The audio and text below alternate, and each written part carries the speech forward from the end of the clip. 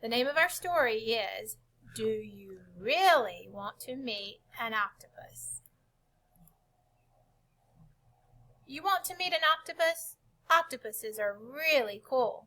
They can squirt ink, they can squeeze into tiny places, and they have 8 arms lined with suckers. Octopuses are small, too.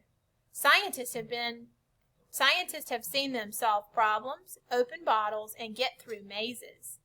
There are over 300 species of octopus found all over the world. Octopus vulgaris is the most common. In fact, it's called the common octopus. What's that? You want to meet a blue-ringed octopus? Are you sure? The blue-ringed octopus is tiny. It could fit into your hand, but it's one of the deadliest creatures in the ocean. What makes the blue-ringed octopus so dangerous? It has venom. One bite and you feel numb. It is hard to breathe and swallow. If you do not receive medical care quickly, you will die. A blue-ringed octopus does not bite humans unless they disturb it. It uses its venom when hunting prey. Most of the time, these octopuses hide. Do you still want to meet a blue-ringed octopus? Okay, grab your suitcase and diving gear. You're off to Australia, where the blue-ringed octopus lives in coral reefs among the coast. Your scuba diving guide knows where to go. He also knows how dangerous the blue-ringed octopus is. Follow him and keep your hands to yourself. Remember, these guys are small and they're expert hiders. You don't want to surprise one. Look, an octopus. It's way too big to be a blue-ringed octopus. Its head is about 10 inches, 25 centimeters long, and its arms reach out almost 3 feet. That's 1 meter. This is a common octopus. What's that huge cloud of ink? You scared it.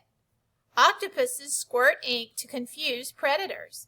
The ink makes it hard to see and smell in the water. The octopus then swims away.